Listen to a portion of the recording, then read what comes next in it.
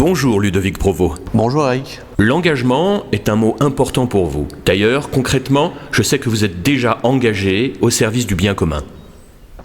L'engagement, c'est capital. On ne peut pas être maire de Courville si c'est pour s'enrichir, si c'est pour ses intérêts personnels, si c'est pour faire travailler sa famille.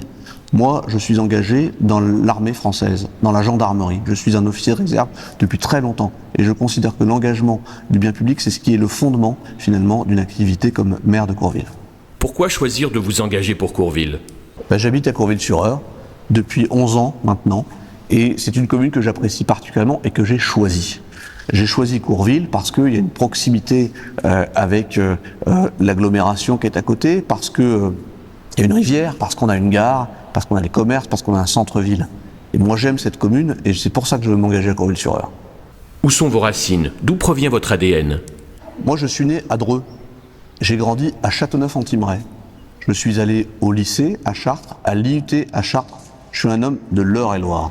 Mais j'ai aussi voyagé dans l'Europe entière, dans le monde entier. J'ai travaillé à l'étranger. Et parce que j'ai des racines solides ici et aussi une expérience à l'international, je veux faire profiter aux habitants de Courville l'expérience qui est la mienne, tout simplement. Vous croyez en la force de l'exemple pour accroître la crédibilité.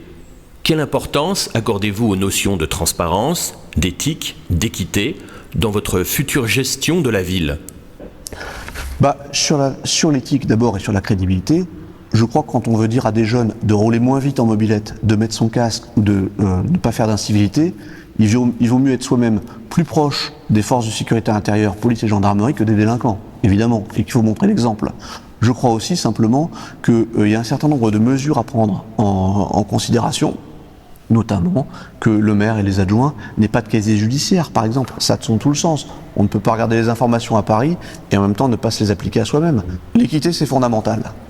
Personne ne comprend qu'on puisse bénéficier d'un permis de construire quand son voisin n'en bénéficie pas.